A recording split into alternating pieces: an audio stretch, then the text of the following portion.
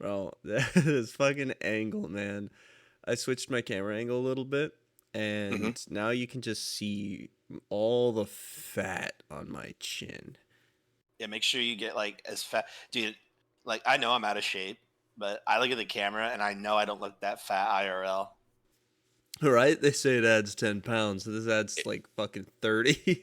dude, like I'll do webcam. Like when I do demos, I look at the webcam. I'm like, damn, do I really look that bad? And then I look in a mirror and I'm like, no, I don't look that bad. Yeah, no, it's definitely camera angles. You got to get a flattering one. I honestly, if I had to pick a side of my face, my camera's on the wrong one. Good evening, and welcome back to the Placid Plastic Podcast. I'm here with my co-host David, Good evening, everyone. and Welcome we've got back. a beautiful episode for you tonight. What is it, by the Yeah, way? yeah. Speaking of beautiful, that's a great tangent because I wanted to talk about something that I find particularly beautiful, which is good video game soundtracks. As a matter of fact, I, in the past, have vehemently argued that in order for a game to go from being good to great, I think it needs a really great soundtrack. I've played games in the past that were terrible and have had amazing soundtracks. I played games in the past that I really enjoyed and thought the soundtrack was terrible. I think a good soundtrack, good music. I think just good sound design in general, but really just emphasizing just the music in particular really helps elevate a game from good to great and from great to incredible. What do you think so far on that? What's your I opinion on that? actually no, I absolutely agree. I think I have an opinion regarding sound design in general and how I think it's completely overlooked in so many games. But you're right. If you have an incredible soundtrack, if you've got great sound design, like, and I'm not talking like Dolby Atmos or some shit like that. I mean just the Hmm. quality of the sounds, the depth of the the variance of it. Something a lot of games do, and Hmm. you won't notice this because, sorry, I'm a little overexposed right now on my camera. um, Whoa. you won't notice is that when um, you're doing a repetitive task, like yeah, this is a sound that you particularly hated actually. When we were playing Colony Survival, we would dig, and it was this sound of like a shovel scraping across a rock. It was like this. It was a horrible sound. It really is. Hmm. I really hope they change it, but it was just that one sound over and over and over again. It sounded the exact same. A lot of games, what they do is they'll have certain things that kind of change one sound. Instead of having like 15 different sounds, you'll have one sound that they change the pitch in and the speed of it just a little bit. So it'll be like, instead of just bonk bonk bonk, it'll be like bonk bonk bonk Yeah. bonk. It'll like do that. Not as wide of a variance as what I just did, but a little bit so that doesn't sound identical every single time you do it. And that's a good trick if you're limited on sound effects. You don't have a lot of resources to kind of expand upon that. But like different footsteps on different terrains, different sounds for different equipment you're wearing, things like that are really they go so far for how little you think they are.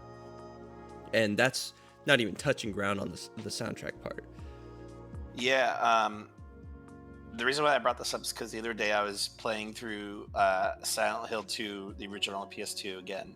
I was getting one of the endings I haven't gotten in quite a long time, and I was just kind of had my headphones on, and I was really just kind of listening on like not just the soundtrack, but like the ambience and the noise that they'd put in, and there's a lot of great stuff in Silent Hill 2 sound wise that really helps elevate it from your typical horror game to the cult classic that it is. I mean, just like the random noises and sounds you'll hear as you're walking down a hallway or up a staircase, or some noise will happen that kind of freaks you out for a moment because it doesn't sound natural, and it helps build really the atmosphere of that game in particular.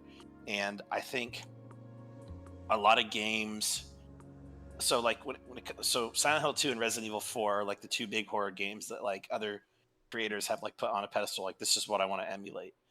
And I think I've played a lot of horror games in the past where I'm just like, I feel like you're kind of missing the point of like what makes sound design so good, and why those games are so beloved, not just because of the plot and the scares, but just the sound design and the soundtrack. And I think, like you said earlier, a lot of newer games are kind of missing that soundtrack that's just so memorable. I think, in my opinion, and you may agree, Nintendo has always been really good with their soundtracks Oh yeah, 100%. in games, particularly with their Mario franchise. I think and Zelda as well, but Mario in particular, I think they really go all out with their soundtracks. Um, and actually, I'll give you kind of a hot take here. I think one franchise that doesn't really have that great of a soundtrack lately over the last like decade or so is the Pokemon franchise, especially the newer games. I had just recently played Sword and Shield a couple of years ago, and I remember being so annoyed with the music. I actually muted it. I was like, this is terrible. I hate listening to the overworld music. I hate the city music. And which is weird because the second gen Gold, Silver, and Crystal has amazing music, and the third generation Ruby, Sapphire, and Emerald has amazing music. But I feel like the newer Pokemon games lately haven't really had that much good soundtracks, in my opinion. I also think another example that I could think of a soundtrack that I didn't like was Horizon Zero Dawn. Now, that game in particular, I didn't really like. I kind of found it boring as a whole. But I do think the music and also the lack of music kind of maybe helped guide me towards that conclusion of this game's boring. I don't want to play it anymore. But I didn't think that game in particular had a really good soundtrack. Which in my opinion is, if you're going to have an open world game, you really have to nail the soundtrack. Red Dead Redemption 2, phenomenal soundtrack. Yes. In my opinion. And I think... I keep interrupting. I'm gonna pause. Go ahead. No, it's okay. I think, like the Grand Theft Auto 5 had a great soundtrack. Red Dead 2 had a great soundtrack. Red Dead 1 had an amazing soundtrack. Sleeping Dogs, fantastic soundtrack. I think if you really, because like open world, you're doing a lot of tedium. There's a lot of like moving around or doing like side quests. And if you don't have a really great soundtrack, I think it's going to kind of maybe not even, you might not be aware of it initially, but I think it's going to subconsciously convince you that you're not enjoying the game.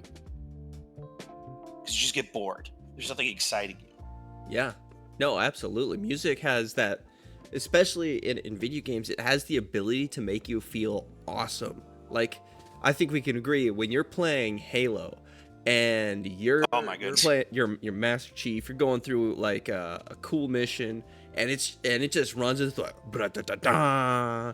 you're like, yes, we're gonna kick some alien ass. And you just feel so fucking cool, and it's peak. It's so good. You feel absolutely awesome. Yeah, and if a game, especially like you said, open world games, that they need you to be engaged to enjoy it, especially when you're doing, like in Red Dead, you're literally doing chores sometimes. You're carrying sacks from one area to another to give to horses or something.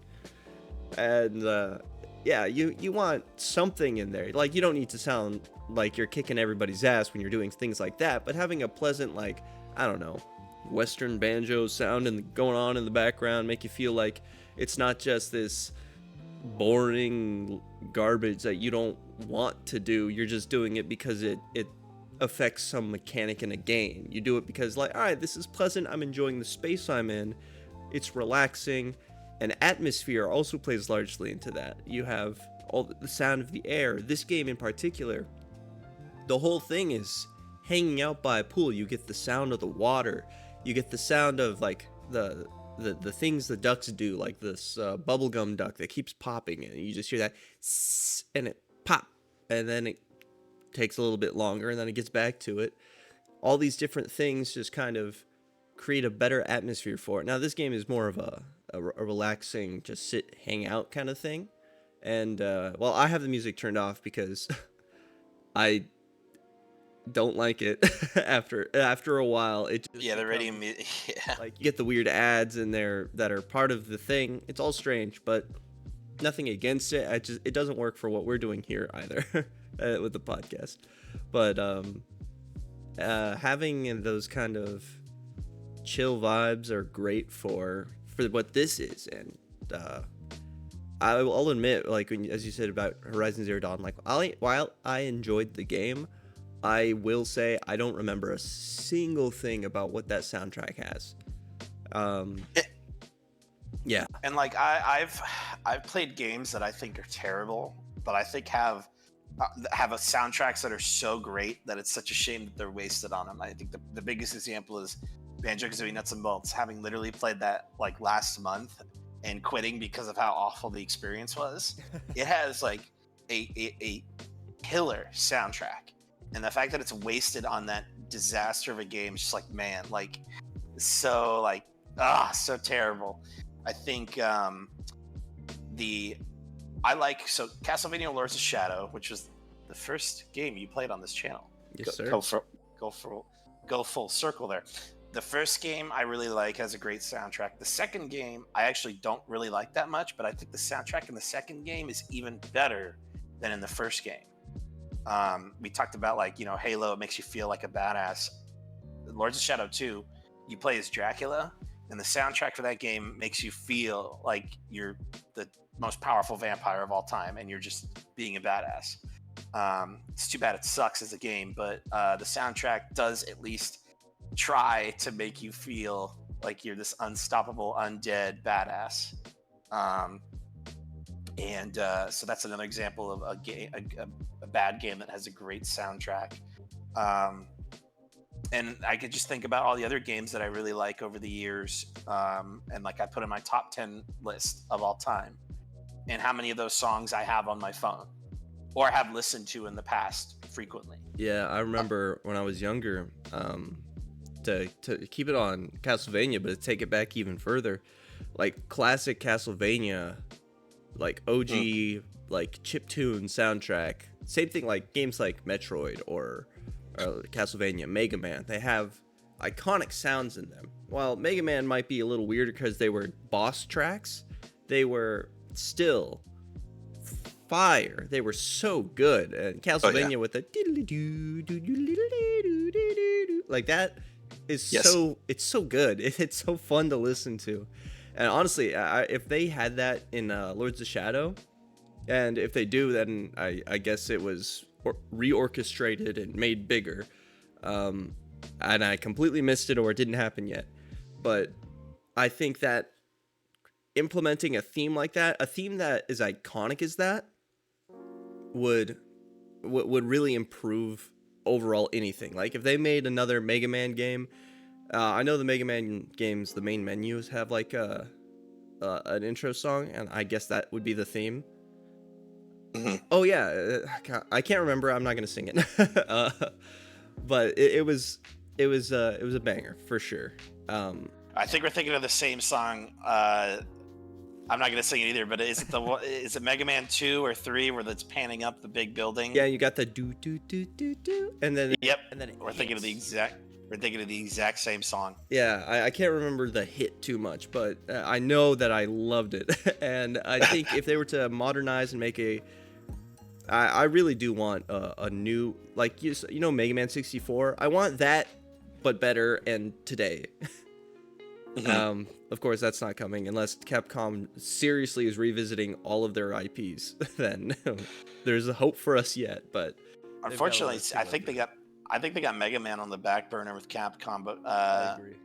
I think they're really focusing on Resident Evil, Street Fighter, and Dragon's Dogma 2 at the moment. So I think Mega Man's kind of like, you know, maybe in the future. But yeah, I just wanted to bring. But it's a wish list for me. For sure, and you know, who knows? There's a lot there. I'm a huge Capcom fanboy. I love a lot of their franchises that have been dead for a long time. Dead Rising's been dead for almost a decade now, which is crazy to think about. But I just wanted to bring up music and video games. You know, actually, speaking of Dead Rising, one of the reasons why Dead Rising 1 and 2 are so beloved, but the later Dead Risings aren't, is because of the music.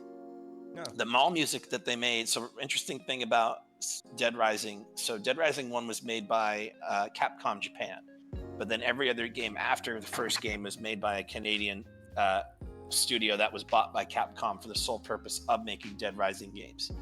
And it all fell apart in 2016. Blah blah blah. It's a story for another podcast episode. But the soundtrack for the first game is like one of the most iconic soundtracks ever. I guarantee anyone listening to this that has watched a video about like any sort of video game or retrospective or whatever has heard some Dead Rising music in it. I guarantee it. And that's because when the team was making the game, because it takes place in a mall, they flew to the US and went to a bunch of malls and like listened to the music that the malls were playing and emulated it when making their own mall music for the first game, which is really funny. But they also made music for like every single boss, and that game had like a kind of a Dead Rising 1's interesting because there's a lot of like goofiness to it and ridiculousness, but the underlying plot is like very serious and dark, and there are like very serious and dark moments that aren't in the rest of the franchise. And so they have that balance of like wacky, goofy ball music, intense boss music, and then like really slow, melodramatic music for the serious parts. And the second game has a really great soundtrack too, because the composer or the sound designers really wanted to emulate music that fit a Las Vegas setting, because the second game takes place in a Las Vegas knockoff called Fortune City. So the music kind of emulates that Las Vegas vibes to it. But then the games after that kind of really didn't have soundtracks, or the soundtracks were terrible. And like when I watch videos on why Dead Rising 3 and 4 suck, one of the common themes is, oh, the music's terrible compared to the first couple games. So again, that ties into, the importance of music and how it can help elevate the atmosphere and the setting of the game. Because if I played Dead Rising 1 and there was just no music, it was just in a quiet mall with no music, it would get boring. It'd be horrible. Because I'm just I have to walk this huge circle to find these survivors to get to an objective, and it's just quiet noise with the occasional zombie groan. It would be annoying. It'd piss me off. But they did a really great job of having really good background music to help make the atmosphere of the game much better. So another good example there of how much music matters. Yeah, and actually, here's an inverse thing, and this is this might just be my opinion, and maybe a few other people's opinions. Dragon's Dogma, right? I have two quick things about that. Is the menu music. The menu music makes me not want to load up the game. Yeah, because it hits you with this. It's shocking. It's like, God, full blast right in my ears, straight to vocal track. Forget about some kind of orchestral lead-in. It's going straight at you, and I don't like that. The song overall, I could. It's doing the thing again. That make you jump. And abduction at the same time. Abduction. Yeah, sorry. As it were. Abduction. But no, I'm saying you said abduction. Get it? Yeah, I see you. Anyway, continue with the Dragon's Dogma music. Yeah, so that I'm not a big fan of. Like, the rest of the game is fine. There's no like weird moments like that make me not want to hear it or anything like that, because they don't really play it that much. They do it in a couple scenes. It doesn't have the emotional impact it should. I think they could have taken a few more opinions on that one. But yeah, that's just how I feel about that one. Another thing on the sound design is this one's more satisfying in the wrong way. So when you fall from too high a height, you take fall damage. But you don't just take fall damage. You fucking splat on the ground. And it's the funniest sound. It's just this splat. It's so good. Because I can't not get a chuckle out of it. It's pretty funny. So when I was playing Dragon's Dogma, and I've beaten it, and it's a great time, and it holds up really well as far as older games go. this is probably one of the best console to PC ports that I've played, and feels good.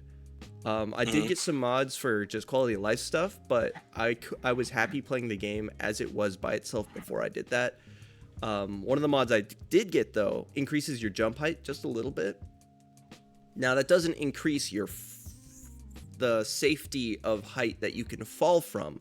So I can jump up and make myself in a worse spot landing if I jump down to an area. So you have to choose between just rolling off a cliff or jumping off the cliff, which is great. But yeah, you get a second jump if you play a certain vocation and you update it or upgrade it to that point. And that second jump, I didn't realize, also does not save you from that fall damage. Even if you use the second jump at a reasonable height to land on, you'll still just splat on the ground. So it'll look like you just jumped off, like, I don't know, a 3-foot high crate, and then you'll splat. And it's it's really funny. And it's even more satisfying when you launch other enemies into the sky and off ledges, because they splat. And then it doesn't kill you immediately or anything like that, but kicking some of those bandits' asses is really satisfying when you have an attack that launches them in the air, blows them up, they fall off a cliff, and you hear splat. Like, yeah, go, hell yeah, screw those guys. You've so you've actually recently played through Dragon's Dogma 1 in preparation for the release of the second game. Why don't you tell the audience some of the your favorite moments from that game, because you really enjoyed it, and I think it'd be cool if you talked about some of the things, some of the parts of that game or aspects of that game you really enjoyed. I'll tell you a great story. I told this I'm to ready. Daniel and our other friend on Discord the other night. And so there's a romance system, right? Mm-hmm. I didn't know that. It wasn't explained very well. It's kind of hidden, and it's not a big forefront feature. And I don't even know if it's a fully fleshed out feature, considering the events that transpired here. So I do this quest, right? And as soon as I start, you're gonna know exactly where this is going. There's this guy. His name is Valermo. His whole thing is that you find him laying around outside in places half incapacitated, and you gotta give him a healing herb. He gets back up, goes deeper, and you gotta keep finding him and healing him until he goes back to the starter town. I do all that. I'm like, all right. It took me forever to find him the first time because they did a very bad job of telling me where to go, because they won't mark his location until like you get an exact location. So when you're first trying to find him, they're like, oh, check to the south. I think I saw him climbing a tree, or maybe he's near the shore. So I go to the south within the city, and he's nowhere to be found because he was fucking north outside of the city on an eastern beachfront. I don't know why they said south. I don't know what trees they're fucking talking about, but they were just blatantly wrong. Really annoying. I had to look that one up to find him. Because I even went to the west to go to an even more southern beach, and I still didn't find him, and I was like, what the hell? Anyway, after that, he literally tells you where he's going. He's like, okay, I'm gonna make my way to the encampment. You go to the encampment, he's right outside laying on the ground. It's like 20 feet away. I don't know how that happened. Then he's like, all right, I'm gonna go to the most dangerous part of the forest. And you're like, that's cool. So you go there, and he's right at the entrance, knocked out. And that's when he's like, all right, I'm just leaving. I'm going home. And then he goes home. And so once you get to him in the main or the starter city, he's like, all right, I'm going to stay here for a while. It's going to be fine. Later, he has another quest that's going to be, hey, I'm planning on just leaving. I'm going to do like research. I'm going to adventure out, and I want to do things right with the right supplies safely. Do you think you can help me? Help me like collect all the stuff. So you essentially just give him herbs, you give him food, you give him all sorts of stuff. And then in the end, he asks for, I believe, a particularly rare item that luckily was the first thing I found when I went to this one area. So I gave him that thing because like I'm not gonna use it. It's rare, so it's never gonna get used anyway. I didn't use all the other ones that I had, so I'm not gonna use that one. And I do that. He's like, "Oh, cool. This is a lot of stuff. Help me take it to my ship." You go over, you carry the boxes. Your pawns carry the other boxes. Awesome feature, by the way. The fact that the pawns will help you carry things like that. And then you go, you drop it all off. And he's like, "All right, thanks, bro. Let's have a drink, hang out by the beach. It'll be a good time, right?" So it's just this cutscene, you guys drinking, him talking about how you might think he's crazy for going out and doing research and stuff when, for some reason, I don't know why he thinks that's such a crazy idea, but he's acting like it is. And so, whatever, nothing crazy. That's the whole thing. You're done. So I'm like, all right, cool. I'm gonna go do some other things.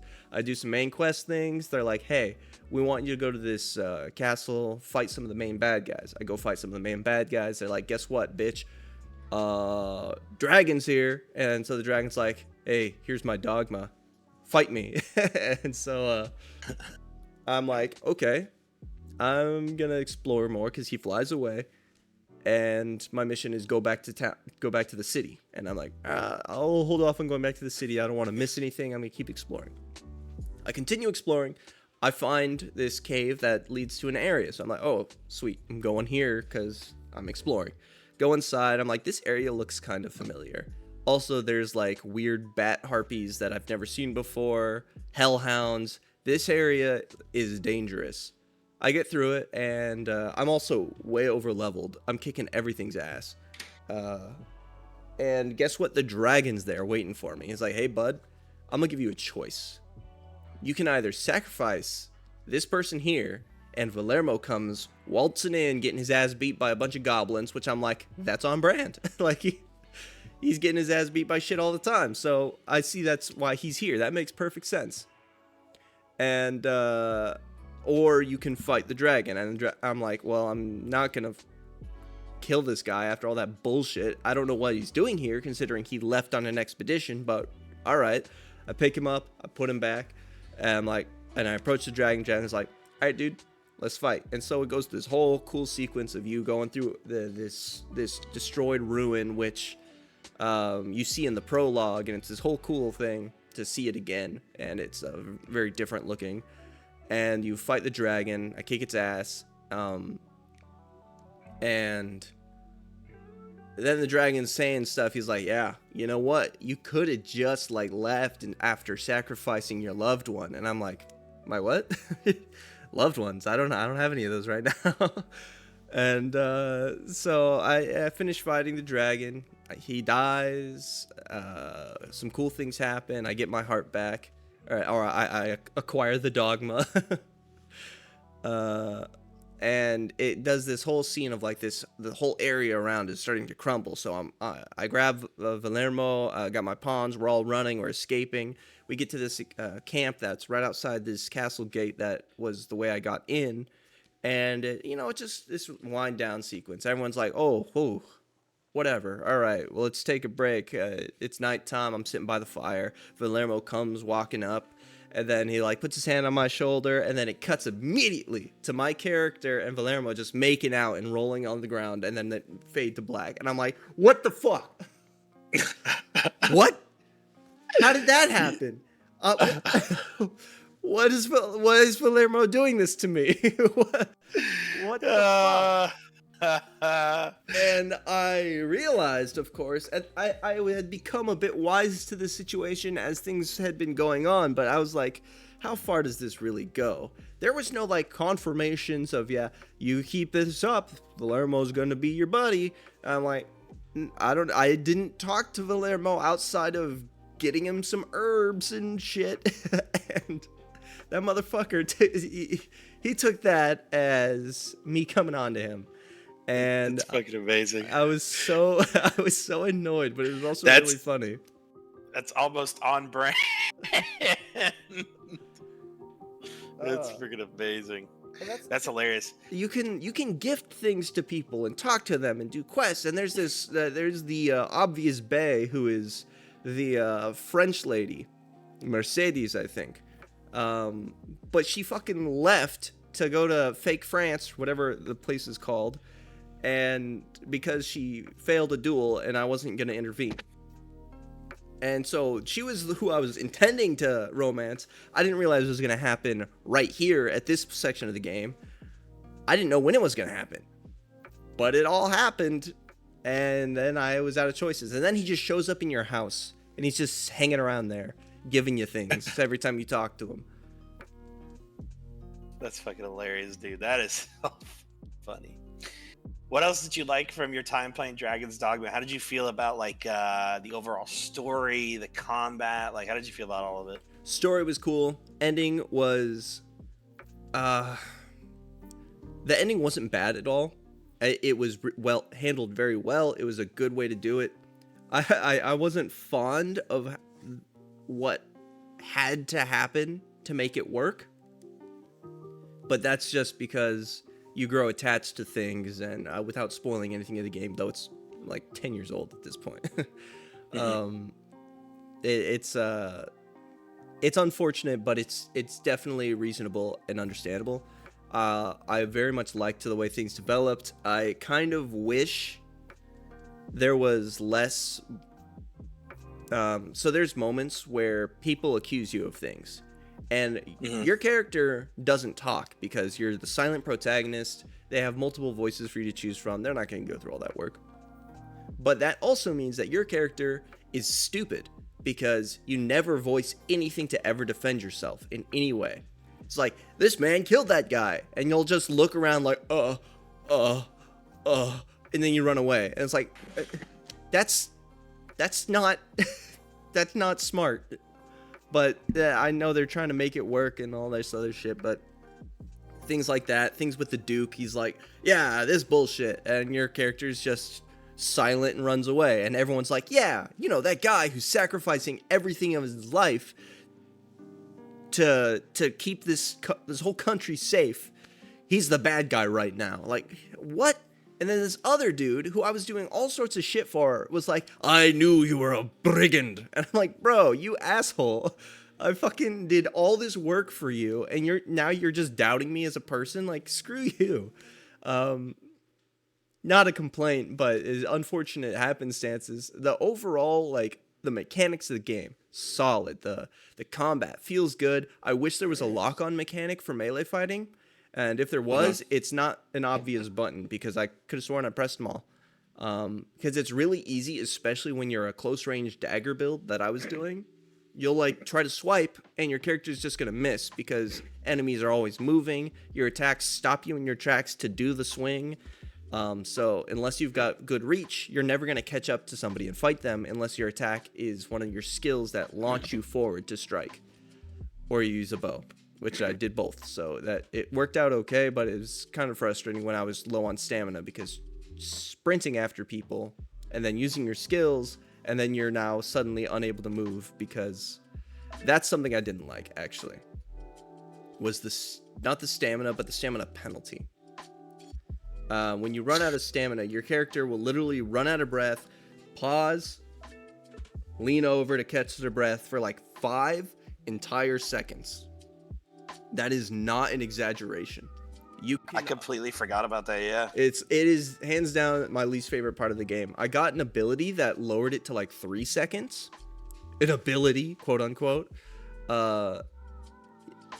Yeah, and that made it more tolerable, and it made it so that when I was out of stamina, I could wander a little further before I fell down. And your pawns, if they're next to you, they'll like put their hand on you, and you'll get like a tiny fraction of your stamina back, enough to get you back moving again. But if you're in combat and that happens, good luck. You're just gonna get stabbed. And getting stun locked is way too easy. You get hit once by a dude with a greatsword, you're taking all 3 of his incoming hits, because your character will not be able to move. And with a dodge roll, you're too bad. You're staggered. Doesn't work. Some small things like that were a little frustrating, but they weren't wrong, and they were definitely things I could have avoided if I managed my stuff better, if I didn't thirst on damage and stuff like that.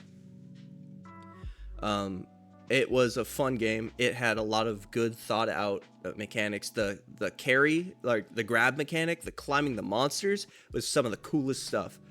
absolutely love being able to climb monsters. That is sick. Like Shadow of the Colossus and like Monster Hunter and this great fantasy game with awesome monsters, dragons, griffins that are huge, and chimeras, all sorts of things. Like it's really, really a great world, a great game, and I highly recommend it. I don't know if how long the Steam sale's going on, but I got the game for like $5. So yeah, guys, if you want, I mean, I agree wholeheartedly with what he was saying. I really enjoyed my time with Dragon's Dogma. I completely blanked out about the stamina thing. Yeah, that was pretty annoying. But I think overall, as an experience, you know, Capcom's not really known for doing that type of game, and it is a decade old. And you know, but people have been begging for a Dragon's Dogma 2 for a decade, which you know, it's finally coming out. But you know, despite Capcom not really doing that genre of game, they did a really good job with it. Yeah, And absolutely. if any of you in the audience haven't played it yet, I wholeheartedly recommend it, especially at the time of this video. The spring sale is going on. And I see it frequently discounted for like $5. So, I mean, it's more than worth $5. So, if you haven't played it yet, definitely recommend playing it. What else have you been playing lately besides Dragon's Dogma? Honestly, when I got that, I pretty much had been exclusively playing that. Oh, Helldivers. Of course, Helldivers 2, right? With everybody else. Yes. It's a fun game. It's absolutely feels great. Polish is fantastic. There's some issues here and there with like I know one of our friends was having issues with a reload. He was saying it was a reload glitch. I think he was saying like it would cancel his reload. He would still lose his magazine, and then he'd have to do it again, and it would just shoot out another magazine. So he was running out of ammo extra fast because he was trying to be more agile than the game liked. But that's not really something I personally have experienced. I don't know how to even recreate that. But the soundtrack, that's a fire soundtrack for damn sure. You're launching down, and it's got this big brassy I don't even know how to describe it. It's just this awesome swell that you're launching down into the planet. It's a loading screen, you know, that's kind of hidden as a cutscene in a way. And it's got that bam bam bam bam. It's fucking great. It's so good. I can't help but sing these things. No, I mean that I've heard great things about Helldivers. I haven't played it yet. It definitely is shocking how this game really came out of nowhere and exploded in popularity. I know that the last episode we talked about games as a service and how Suicide Squad and Skull and Bones had this decade-long development, and they had come out and they're both already like dead on arrival. Yeah. But here comes Helldivers with really no fanfare, no build-up, no huge marketing, and it's smash hit. It's one of the biggest hits of the year. Which is just crazy. Even at Helldivers, like if you didn't play much of Helldivers 1, it was a complete shadow drop for everyone else. It just showed up. And what do you think made it so wildly successful? I think its theme is the perfect satire, right? Like fighting for democracy, your liberty, and this obvious like completely without knowing better terms, what seems like an obviously fascist regime where everything about your life is completely controlled by the government and all the information you get is limited. Anyone who dissents is a traitor and is killed immediately, kind of stuff, right? Mm-hmm. But you're fighting for democracy. You're fighting to protect your way of life, and you're against the bug scourge and the automaton menace. Like the blatant propaganda. It resonates as a great satire. Like it's almost like Starship Troopers. Starship Troopers. I keep wanting to call it Space Troopers or Super Troopers, but I know that's not it. Starship Troopers it's really it's perfect for it. And the way the Starship Troopers game kind of fizzled out so quickly from when it released within the past like few years, right? It's relatively new. This game it's got great polish. It feels good to play.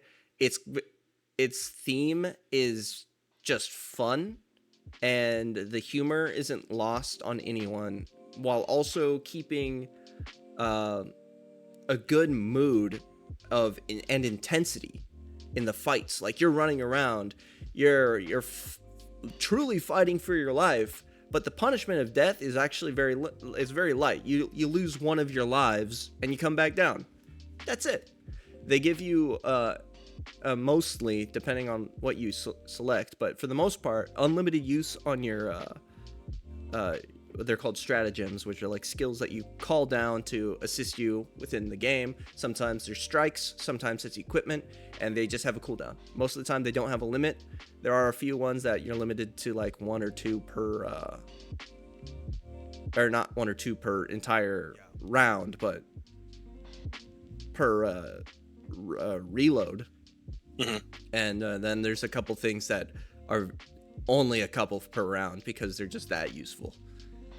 But yeah, it's just got so many great aspects about it, and the music is certainly not one to ignore because it's just it's a great thing. The sound design, again, it's perfect. Or not perfect, but it matches really well, and I couldn't pick out a single thing that feels bad about it. There's not only is it a PC game that fully supports the DualSense controller and its triggers, which there needs to be more of, especially ports. A quick side tangent to go with the many others. If you're going to have a game that's on PlayStation 5, you're going to have it ported over to PC, and you're not going to port over your DualSense 5 controller support with the adaptive triggers and haptic, all that shit, what are you doing? What's the point? Why would you not include that? The DualSense 5 is probably the best. I don't know if it's the DualSense 5 or if it's just DualSense, but the DualSense controller for PS5 is one of the best controllers I've ever used. I've used an Xbox controller. I've used an Xbox One controller. I'm not getting more Xbox controllers because I got the DualSense 5, and it's way better. Oh my goodness. Really? That's kind of a hot take because I've always assumed that the Xbox controller is better for PC gaming than DualSense. For a while, I agreed, and when it comes to ergonomics, the Xbox controller is very good, but the DualSense 5 is the best feeling PlayStation controller ever. The trackpad adds a useful PC functionality. A lot of games let you just use the trackpad to control the cursor so that you don't have to worry about grabbing your mouse to click something. You can just trackpad, tap it, you're good. In Helldivers, it's really useful.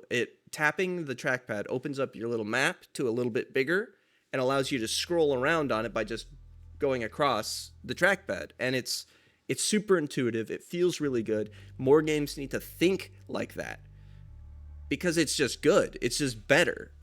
I'm not saying that every game needs to be a controller game. There are games that are better on mouse and keyboard. There are games that are better on controller. Helldivers is guaranteed better on controller. There's no doubt about that. It feels better on controller. Like a game like Dragon's Dogma, don't even try playing that on mouse and keyboard. It's gonna feel awkward and stupid. So many games are better on controller. Like I'd rather play Power World mouse and keyboard. I'd rather play Rocket League with a controller. Remnant, controller. Any kind of Souls-like game, controller. Most first-person shooters, mouse and keyboard, easy. Mm-hmm. Lethal Company, Phasmophobia, Apex Legends. It's good with a controller, but it's better on mouse and keyboard. Anyway, that's not the discussion. The control schemes aside, I think Helldivers has had a lot of aspects that resonate well with people, and creates a really fun experience that a lot of people are looking for without being overly competitive, and just it's a lot of net positives. And it's only when you try to play a game towards a meta that really ruins how that game feels for other people. When there's an obvious, this is the only way to play, and if you don't do this, don't play with me, those are the people that ruin those games. And there's not a lot of those. They're on Reddit, so you know it's a minority, especially when there's hundreds of thousands of Helldivers playing at any given moment, and Reddit's got like 50,000 max. Well, appreciate you giving your feedback on Helldivers. Again, I think it's very interesting how it exploded in popularity out of nowhere. It really feels like it's been a while that a game like that can organically become such a huge hit, and after talking about like how we feel about modern games last time, it's nice to see that there are still exceptions here and there that prove that the entire industry is not yet screwed. Yeah, it's not all fucked up. It's not bad yet. Well, believe it or not, we have gone through just about an hour on this episode, so that probably is a good point to wrap it up and send everyone home. Some closing thoughts. What game are you most anticipating this year? Is that a question for me or for the listeners? For you. It's a good question for the listeners. Comment below. Yes. For me, anticipating, well, after playing Dragon's Dogma 1, which is the whole reason I got Dragon's Dogma 1 was because Dragon's Dogma 2 looked really cool. And now I'm really anticipating that, and it's only going to be out in a week. As far as that, though, like, that's pretty much the only thing I was really paying attention to. I'm sure you'll say something that I'll remember, but right now I don't have a lot of things. I am looking forward to the creation kit release for Starfield and maybe the Shattered Space DLC, but we're not going to talk about that until we've got word on it, because right now it makes me mad to think about. Yeah. For me, my answer is the Paper Mario Thousand Year Door remake. Oh, they're remaking that. Yes, it actually comes out in May. And it's like a complete remake, like asset wise, like all the assets are being remade. Probably gonna fix some unfortunate bugs from the original, maybe add some stuff, we'll see. That's cool. But yeah, very excited for that. I don't currently have a Switch. I'm debating whether or not I should just wait for the Switch 2, but I'm probably gonna end up getting another Switch for a Thousand Year Door remake. I'm like flip-flopping if I want to wait or get one immediately, so we'll have to see. Yeah. I mean, well, I'm not going to advocate for piracy, especially with how the big emulator recently got shut down by Nintendo. But I'm sure there are some things that might be able to come close to such a thing. Wink, wink, nudge, nudge, of course. And I'm not naming names. I ain't getting that shit shut down. Of course. Well, thanks everyone for listening to another episode, and as always, like, favorite, subscribe, tell your friends, tell your family.